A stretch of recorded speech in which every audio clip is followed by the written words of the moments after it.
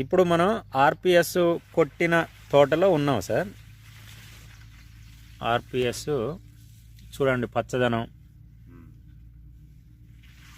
Flowering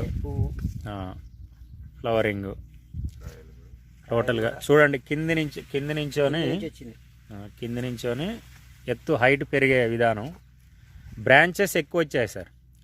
Naveen గారు, ఇప్పుడు ఇది ఒక్కటే చెట్టుగా సార్? ఇది ఒక్క చెట్టు. ఇటు రండి నవీన్ గారు, రెడ్డి గారు ఇటు రండి. ఇది ఒక్కటే చెట్టు సార్, ఒక్కటే చెట్టు, బ్రాంచెస్ వచ్చాయి దీనికి.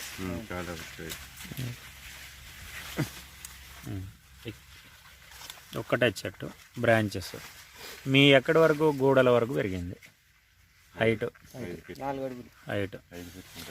5 ఫీట్లు పెరిగింది. ఇప్పుడు ఇదే రైతు పొలంలో, ఇప్పుడు మనం ఆర్పిఎస్ కొట్టిన పొలంలో పత్తి చలకలో ఉన్నాం. సేమ్ ఏంటంటే వాడని తోటలకు పోదాం రండి రెడ్డి గారు.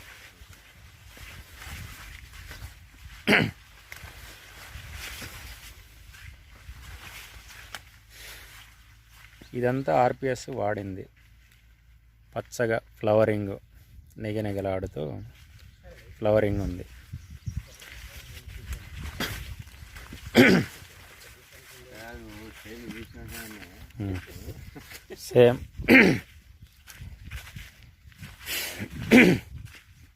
సేమ్ ఒక్కటే గెట్ అండి, ఒక్కటే గెట్టు. అది ఒక్కటే రైతు. ఇక్కడ మేము గెట్టు మీద నిలబడతాను. ఇది గెట్ అండి, ఇది ఒక్కటే గెట్టు. ఇది అంతా ఆర్పిఎస్ వాడింది. ఇది వాడంది సార్. వాడంది ఎక్కడి వరకు ఉంది రెడ్డి గారు? మోకాళ్ళ వరకు కూడా పెరగలేదు సార్. అంటే ఆర్పిఎస్ రిజల్ట్ అనేది మీ కళ్ళారా చూస్తూ ఉన్నారు సార్ రెడ్డి గారు.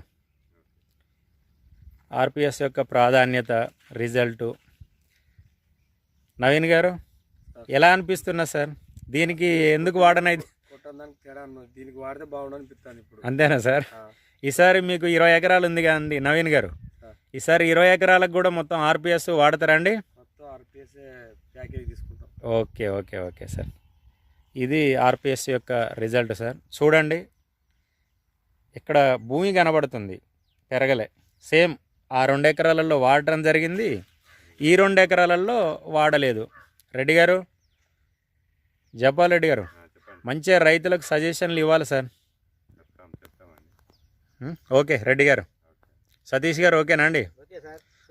రైతులకు చెప్పండి సతీష్ గారు. Okay sir.